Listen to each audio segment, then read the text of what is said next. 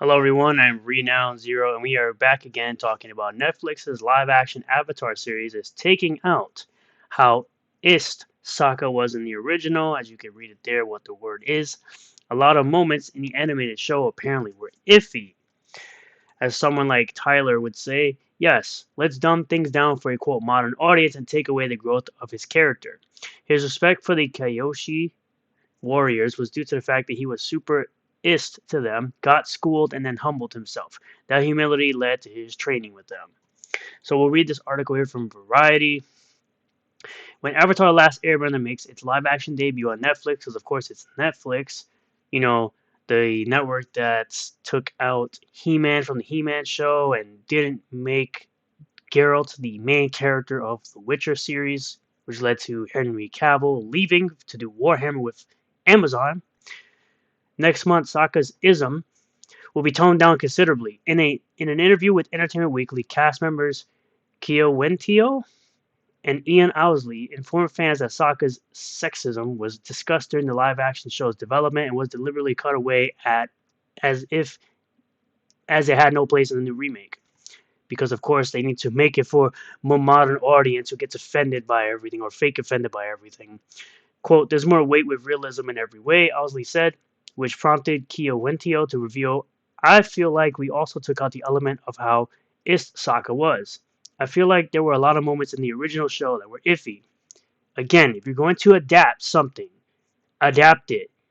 Put in the things that people who watched the original show liked about it and stop removing pieces because a bunch of blue-haired weirdos on Twitter don't like them because they're not going to watch this show. They're not really fans of this show. Yeah, totally, Owsley agreed. There are things that were redirected just because it might play a little differently in live action.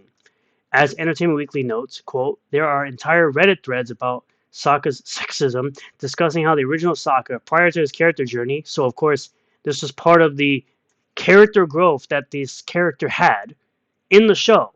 So you're essentially removing the growth that he had in the original show. Would make remarks like, girls are better at fixing pants than guys, and guys are better at hunting and fighting.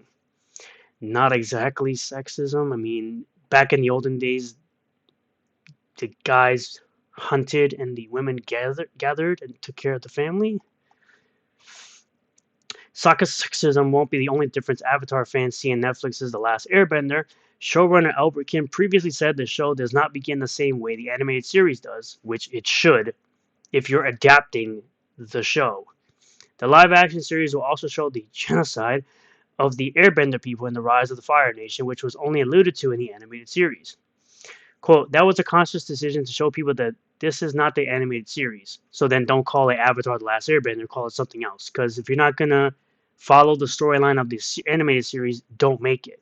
Kim said, we had to sometimes unravel storylines and remix them in a new way to make sense for a serialized drama. So I'm very curious to see what will happen in terms of reaction to that. So you just want people to react to it and not be happy with the product of a live action version of Avatar The Last Airbender, which, in all honesty, live actions don't need to be made. People could just watch the original anime rather than hoping for a live action version of it.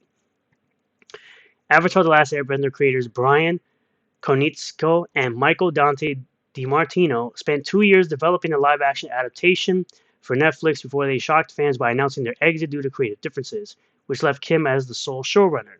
He recently told Entertainment Weekly that it was, quote, absolutely daunting to stick with the show without them. Quote, you'd have to be an idiot not to be intimidated a little bit, Kim said. My first reaction after hell yeah was holy crap.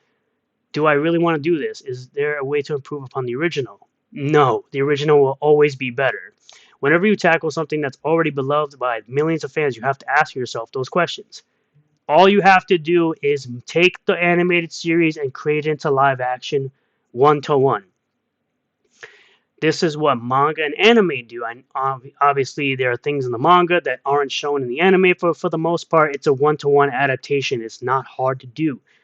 Anime creators have been doing it forever, and I don't see why it's so difficult for the people at Netflix to just take the source material and recreate it in live action. But again, of course, my position is animes don't need live action versions. You could just watch the original anime, which will always be superior to the live action versions to the end of time. So at the end of the day, of course, Netflix ruins yet another beloved series with a terrible version of a live action because they decide they want to change things that made the animated version great and remove it for modern sensibilities or the modern audience that's always fake offended by everything. Thank you all for checking out this video. I really do appreciate all the new subscribers, returning subscribers, new viewers, returning viewers. If you do like the video, hit the like button. Comment below if you feel about all this. Subscribe for more content. Hit the bell for notifications. Set the bell to all notifications.